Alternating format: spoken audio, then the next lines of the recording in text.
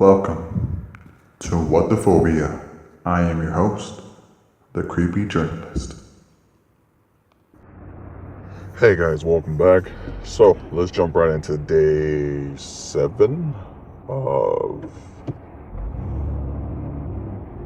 31 Days of Phobia. I believe it's day 7. So we're going to talk about 2 today. We're going to talk 2 phobias that I think are very similar.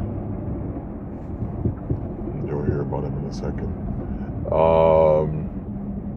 Yeah, we're already a little under a third of the way? A fourth? Yeah, just a little bit under a fourth of the way over with the month. That's exciting. If y'all have done anything for Halloween, let me know. Costumes, I want to see pictures. Instagram, put your Instagram. This is obviously for anybody that's listening. I know there's not that many views, but we'll get there. Damn it, we will get there. So, the 2 phobias that I want to talk about today are Decidophobia and pantophobia. Decidophobia is, I think, very common. And when I talk about phobias, I don't mean that they're full on, just like anything else. You know, you can have a mild addiction to hot Cheetos. You know, doesn't mean that you're always eating that constantly all the time, but there's not a day that goes by that you don't eat it. So just like phobias, just like addictions with phobias, you can have a little bit of it too. You know, a mild case of it. I'm pretty sure I know a couple people that are decidophobes. Obviously, like I said, I'm not a psychologist. I'm not diagnosing anybody, but this happens a lot. So decidophobes have a hard time making a decision for themselves. They dread making a decision for themselves. I'm not sure at all where this stems from. I can assume that maybe as children they weren't allowed to make a decision. You know, maybe their parents ruled with an iron fist at home. You know, whatever way they were parented, maybe they weren't allowed the freedom, the liberty of deciding, do you want this or do you want that?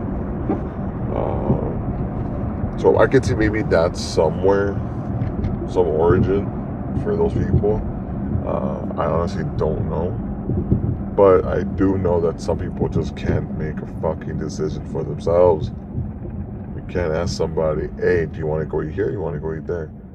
I don't know. You pick. It's like, oh my goodness.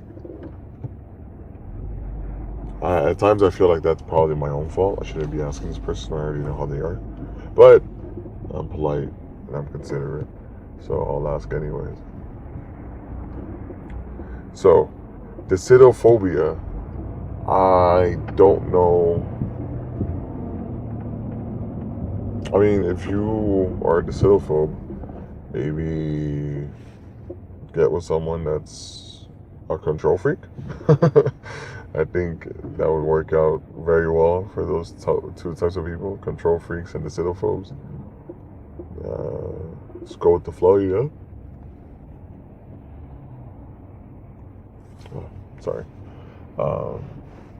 Because, I mean, if you can't make a decision for yourself and you're telling this person, you know what, I can't make a decision. But see, look, that's a decision in itself. Is it when you're put with an alternative choice, is it when you're presented with options that the phobia occurs, the anxiety, the stress, or is it with everything? Because if it's with everything, then that's how we relate to pantophobia. Pantophobia is the fear of everything. But decidophobia only has to do with decisions. So if you decide to wake up in the morning and use the restroom, isn't that a decision in itself? For you decidophobes, I need to know.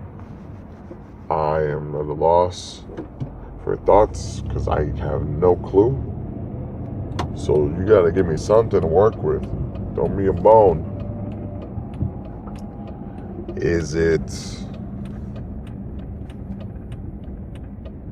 when you're conscious that you're making a decision? Because subconsciously, you're not choosing to breathe. You're going to breathe.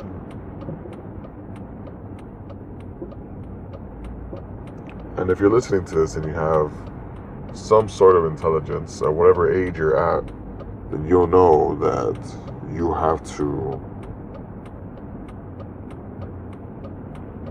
make a decision at some point. Clicking on this was a decision to listen to this video, listen to this audio. Opening YouTube, turning on your phone. These are all decisions. Are those what get people all riled up, or is it the options part?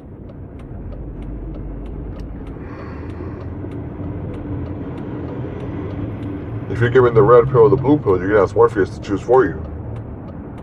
He's not gonna like that. So that's why like I said, I need help. I need to understand where this decidophobia, this fear comes from. And then in regards to pantophobia,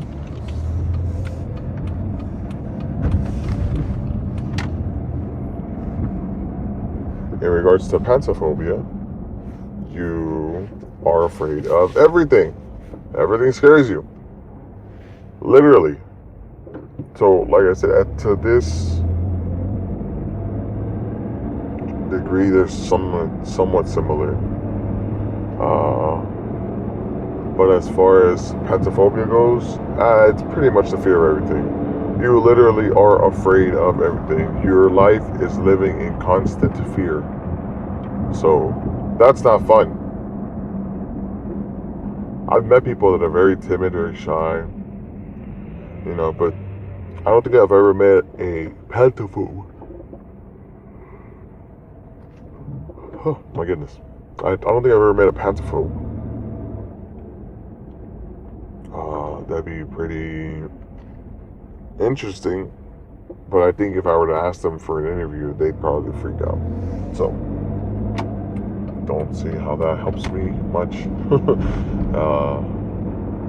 I wish I could help people that were pantophobes, but then again, if they're afraid of everything, you can't just teach them how to be calm and then have them face the world. It's not going to happen. But there's something deeper going on with pantophobes.